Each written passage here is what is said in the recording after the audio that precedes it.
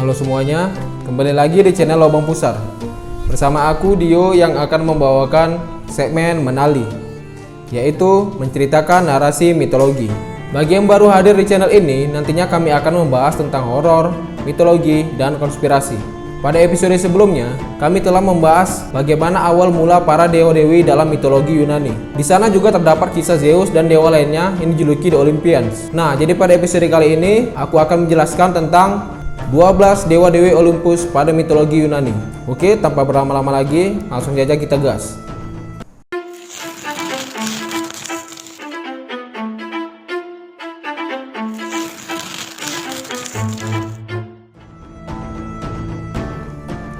Para dewa-dewi Olympus dikenal dengan nama The Olympians karena mereka tinggal di istana yang terdapat di Gunung Olympus.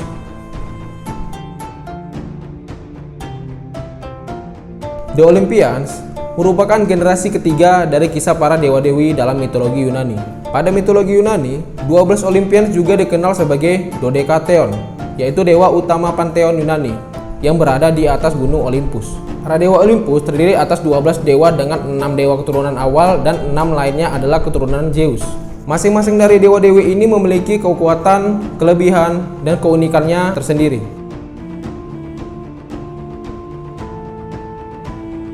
Oke, kita mulai saja dewa yang pertama dan juga selaku pemimpin bagi para dewa Olympus, yaitu Zeus.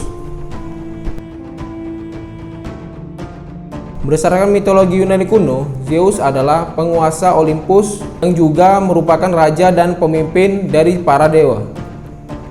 Dalam mitologi Romawi, Zeus disebut sebagai dewa Jupiter. Meskipun Zeus memiliki banyak konflik seperti yang dikisahkan dalam mitologi, namun ia adalah dewa yang abadi dan tidak bisa terjerat dalam masalah fana. Zeus adalah anak termuda dari Titan Kronos dan Titan Rhea. Dia dibesarkan oleh Mother of Earth atau Gaia yang juga neneknya sendiri. Setelah dewasa, ia mengalahkan ayahnya Kronos untuk menguasai dunia. Zeus memiliki kekuatan untuk mengendalikan langit dan bumi. Ia disebut juga sebagai ayah para dewa dan manusia. Dewa iklim, dewa cuaca, dan dewa takdir. Simbolnya adalah petir, elang, banteng, dan pohon ek. Zeus sering digambarkan oleh seniman Yunani dalam posisi berdiri dengan tangan memegang petir atau duduk di tahtanya. Zeus menikah dengan adik perempuannya, yaitu Hera yang juga sebagai dewi pernikahan. Zeus terkenal karena hubungannya dengan banyak wanita dan memiliki banyak anak. Anak-anaknya antara lain adalah Athena, si kembar Apollo dan Artemis, Hermes, Ares, Hebe, Hephaestus, Persephone, Dionysus, Perseus, Herakles, Helen, Minos, dan Mosai. Yang kedua, Poseidon. Dalam mitologi Yunani, Poseidon dikenal sebagai dewa penguasa laut, sungai, danau karena ia mampu mengendalikan lautan dan dunia bawah laut. Pohon pinus sebagai simbol keramat baginya. Poseidon memiliki senjata berupa trisula yang bisa menyebabkan banjir dan gempa bumi. Trisula tersebut dibuat oleh para Cyclops semasa perang Titanomakhia. Poseidon dikenal juga sebagai dewa Neptunus dalam mitologi Romawi. Poseidon juga memiliki kendaraan yang ditarik oleh Hippocampus, yaitu makhluk setengah kuda dan setengah ikan.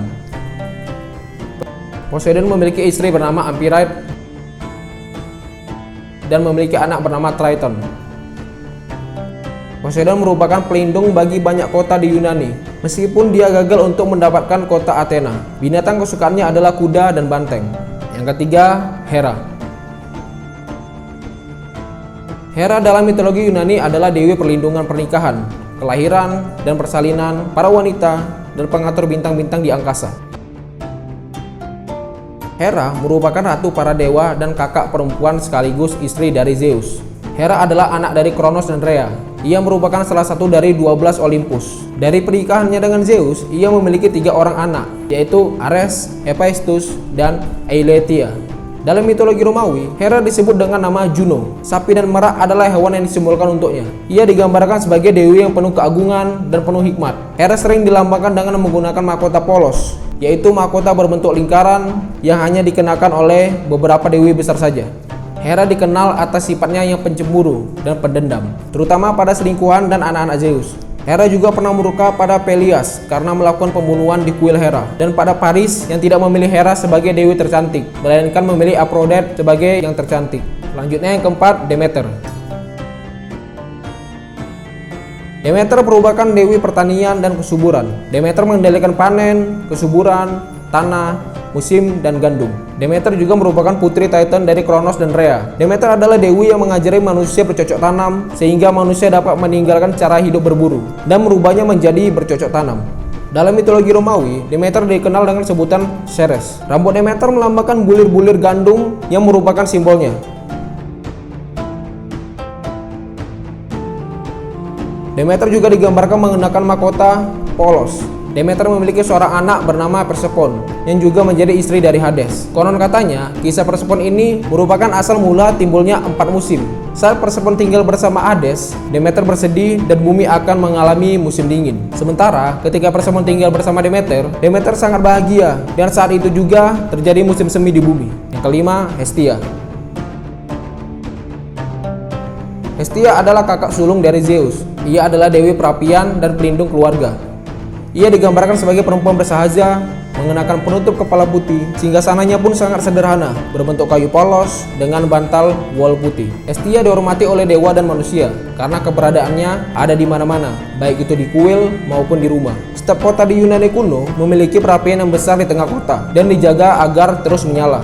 Api ini akan dibawa apabila mereka ingin mendirikan sebuah kota baru. Dalam mitologi Romawi, Hestia dikenal dengan nama Vesta. Yang keenam, Ares. Ares merupakan dewa perang dalam mitologi Yunani. Ares adalah anak dari Zeus dan Hera. Dua pengawal utamanya adalah Phobos dan Deimos. Ares adalah dewa yang haus darah dan merupakan perwujudan dari pembunuhan. Meskipun Ares dikenal sebagai dewa perang, namun banyak kerajaan yang tidak ingin menyembahnya karena dianggap terlalu kejam dan tidak memiliki belas kasihan. Ares biasa digambarkan sebagai sosok yang diliputi api, biasanya mengenakan baju zirah perang dan helm serta memegang tombak. Ares berkuasa atas alat-alat perang, penyerangan dan pertahanan kota, pemberontakan, penjarahan, kejantanan, serta keberanian. Burung herring dan anjing adalah simbol binatang bagi Ares. Amazon, Harmony, dan Eros atau biasa disebut Cupid adalah anak-anak Ares dengan Aphrodite. Dalam mitologi Romawi, ia dikenal dengan nama Dewa Mars. Nama Mars menjadi nama salah satu planet yang dekat dengan bumi dan memiliki 2 bulan yang dinamai berdasarkan nama pengawalnya, yaitu Phobos dan Deimos. Nama bulan Maret juga merupakan nama persembahan baginya. Yang ketujuh, Hermes. Hermes adalah dewa pembawa pesan dalam mitologi Yunani. Hermes dikenal sebagai dewa yang cerdas dan tampan. Hermes dilahirkan di Gunung Kellina di Arkadia. Hermes merupakan anak dari Zeus dan Maia. Hermes adalah pelindung daerah perbatasan, para pengelana, gembala, pencuri, penipu, pidato, sastra dan puisi, olahraga, pengukuran, penemuan, dan perdagangan. Simbolnya meliputi kura-kura, ayam jantan, sandal bersayap, topi bersayap, dan Caduceus, yaitu tongkat yang dia dapat dari Apollo atas penemuan Lyra. Dia dijuluki juga sebagai Psychopompos, yang berarti dewa pengantar arwah menuju dunia bawah. Ia dapat melintasi 3 dunia, yaitu dunia para dewa, dunia manusia, dan dunia kematian atau dunia bawah. Dalam mitologi Romawi, Hermes dikenal sebagai Mercurius. Yang ke-8, Aphrodite.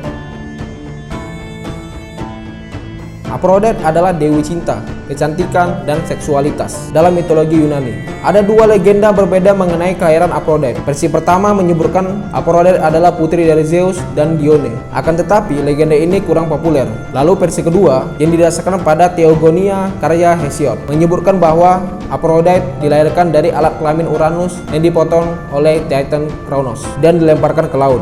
Alat kelamin itu ditutupi oleh buih laut dan dari buih-buih itulah Aphrodite muncul. Karena kecantikannya, para dewa takut Aphrodite akan menimbulkan perpecahan di antara para dewa. Karena itulah Zeus menikahkan Aphrodite dengan Hephaestus. Namun, Aphrodite juga memiliki banyak kekasih, baik dari kalangan dewa, misalnya seperti Ares, maupun dari golongan manusia, seperti Anchises. Aphrodite merupakan tokoh penting dalam legenda Eros dan Psyche. Dia juga menjadi ibu angkat sekaligus kekasih dari Adonis. Banyak manusia dan dewa minor yang disebut-sebut sebagai anak dari Aphrodite.